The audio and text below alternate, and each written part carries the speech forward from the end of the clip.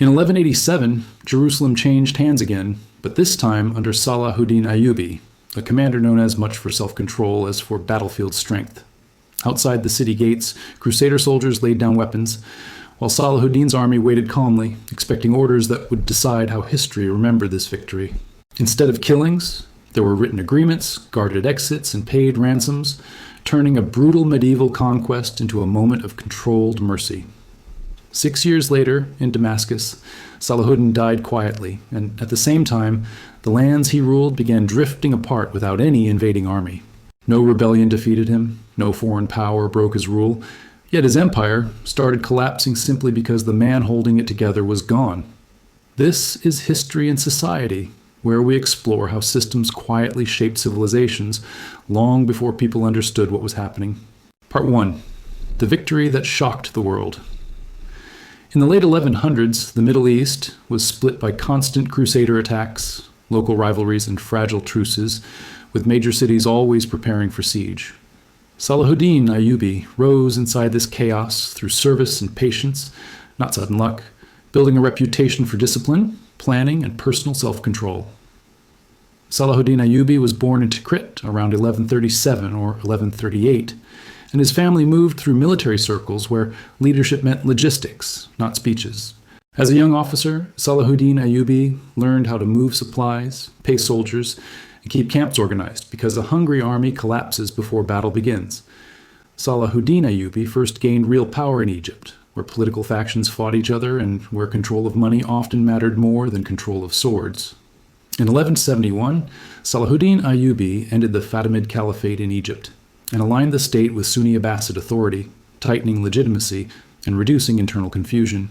Salahuddin Ayyubi then pushed towards Syria, knowing that Egypt alone could not resist Crusader pressure and that unity mattered more than personal titles. By the 1170s, Salahuddin Ayyubi controlled Egypt and much of Syria, creating a united front that had not existed for generations of conflict. The Crusader kingdom of Jerusalem depended on armored knights, strong castles, and a belief that Muslim states would stay divided and predictable forever. Salahuddin Ayyubi studied Crusader habits carefully, understanding that heavy armor slowed movement and that long marches became deadly when water was controlled. Instead of attacking Jerusalem immediately, Salahuddin Ayyubi focused on weakening the Crusader field army, because cities fall faster when rescue armies are destroyed. In 1187, Salahuddin Ayyubi drew Crusader forces toward the hills near Hattin, a dry area where thirst could become a weapon without wasting soldiers.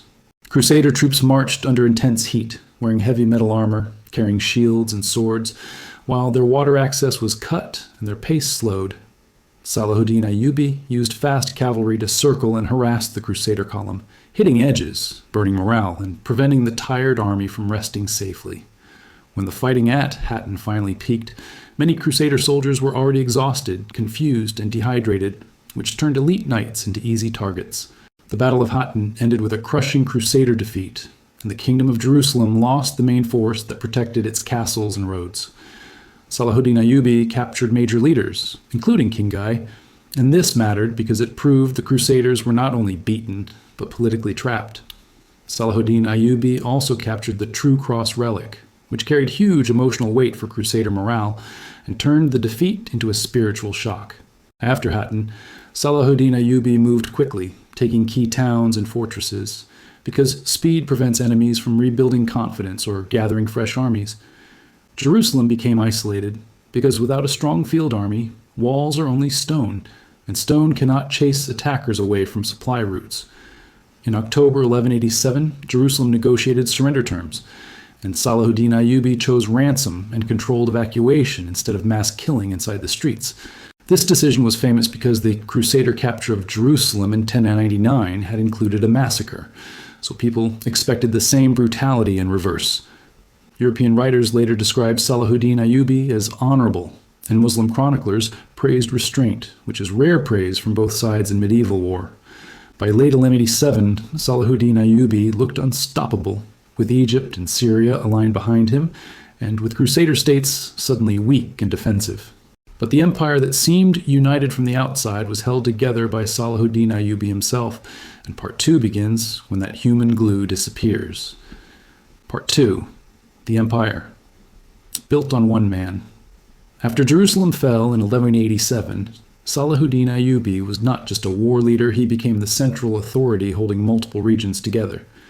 The Ayyubid realm stretched across Egypt and Syria, but those lands had different elites, different taxes, and different commanders with old rivalries. Salahuddin Ayyubi managed this by traveling constantly between Cairo and Damascus, because distance creates disobedience when power is not institutional. In Cairo, Salahuddin Ayyubi controlled money, ship routes, and grain stores, which funded soldiers and kept campaigns running without starving cities. In Damascus, Salahuddin Ayyubi controlled legitimacy and alliances, because Syrian commanders cared about honor, family status, and religious authority. Salahuddin Ayyubi also kept trusted relatives in key roles, but not as lazy princes, rather as working governors who had to defend borders. This approach created loyalty, yet it also meant the state depended on personal relationships instead of written rules that outlive a ruler. Many armies in that era were not national institutions. They were personal followings, built on pay, prestige, and confidence in one leader. Salahuddin Ayyubi understood that, so he led from the front often, because soldiers obey more when they see the commander sharing hardship. Even his enemies noticed this style because Crusader sources repeatedly mentioned Salahuddin Ayyubi as disciplined, calm, and difficult to provoke. After 1187, the Crusades did not end because Europe responded by sending new armies, including powerful kings with fresh resources. Richard the Lionheart arrived during the Third Crusade, and the conflict shifted into long marches, sieges, and negotiations under constant pressure. Salahuddin Ayyubi fought Richard hard, yet Salahuddin Ayyubi also negotiated repeatedly, because endless war can destroy the population you rule. The key point is this: Salahuddin Ayyubi held a coalition together while fighting, which is harder than winning a single battle. When a ruler is alive, the ruler can settle disputes in one tent meeting by ordering compromise and forcing rivals to cooperate. But when that ruler dies, every governor becomes a mini-king, every general becomes a political actor, and every city starts protecting itself first. Salahuddin Ayyubi did not build a strict succession system, partly because medieval dynasties often treated lands like family property. In practice, that meant sons and brothers expected shares, not a single crown, and that expectation was normal for that time. Salahuddin Ayyubi also avoided killing potential rivals inside his own family, because he valued unity and restraint over paranoid security. That moral restraint strengthened his personal reputation, but it weakened the future structure because fear is a crude tool that enforces order. Salahuddin Ayyubi spent enormous resources on war, charity, and public works, and many sources describe him dying with little personal wealth. A ruler dying with limited cash sounds noble, but it also means fewer reserves to buy loyalty during a dangerous transition. Near the end of his life, Salahuddin Ayyubi was still managing fronts, still moving between commanders, and still personally solving disputes. Then in 1193, Salahuddin Ayyubi died in Damascus, and the question of who truly owned the empire became unavoidable overnight. No invader had to break the Ayyubid realm because the fracture started internally the moment Salahuddin Ayyubi was no longer present. Part 3 begins with the first divisions, when territories were split, loyalties shifted, and the empire started shrinking without losing a major battle. Part 3. What died when Salahuddin died? When Salahuddin Ayyubi died in 1193, there was no invasion, no rebellion, and no dramatic collapse that people could point to immediately. Instead, his death removed the single human authority that had been quietly resolving disputes, enforcing unity and keeping ambition under control. Salahuddin Ayyubi left behind sons, brothers, generals, and governors, but he left no system that clearly decided who commanded everyone else. In that era, political territory was often treated as inherited property, not as a single state that must remain unified at all costs. Because of this custom, Egypt went to one son, Damascus went to another, and other regions were divided among close relatives. Each new ruler respected Salahuddin Ayyubi's name, but respect for a dead man does not create obedience between living rivals. Every governor now protected his own city first, his own army first, and his own income before thinking about the wider empire. Armies that once moved together under Salahuddin Ayyubi began staying close to home, avoiding risks that might benefit a competing branch of the family. Decisions that once took minutes in Salahuddin's presence now took months of negotiation, hesitation, and political calculation. Jerusalem, which had been the emotional and strategic center of Salahuddin's mission, slowly became just one concern among many others. No single ruler felt strong enough to demand sacrifices from others for the sake of a shared cause. This loss of unity did not destroy the empire instantly, but it removed speed, coordination, and confidence from every decision. The Crusaders noticed this change not through defeat, but through the absence of pressure and delayed military responses. Enemy states survived not because they were stronger, but because the Ayyubid rulers were no longer acting as one body. What truly died was not territory, but the system of personal authority that Salahuddin Ayyubi alone provided. He had been the judge, the final decision-maker, and the moral reference that no one wanted to openly defy. Once that figure disappeared, unresolved rivalries became permanent borders and temporary compromises became lasting divisions. Salahuddin Ayyubi had avoided ruling through fear, purges, or forced loyalty, believing unity should come from respect and faith.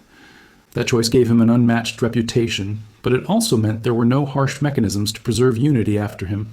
Later empires learned to build laws, succession rules, and institutions that could survive even weak or selfish rulers. Salahuddin Ayyubi chose a different path, valuing justice and restraint more than the survival of a long dynasty. His empire faded, but his reputation grew, because people remembered how he ruled, not how long his borders lasted. Empires built on fear may last longer on maps, but they rarely earn respect across generations. Empires built on character may collapse faster, but they leave behind examples that continue shaping how power is judged. If this episode helped you see history beyond battles and dates, like this video to support deeper stories about power and leadership. Subscribe and share this episode so others can understand how one man's choices shaped history long after his empire disappeared.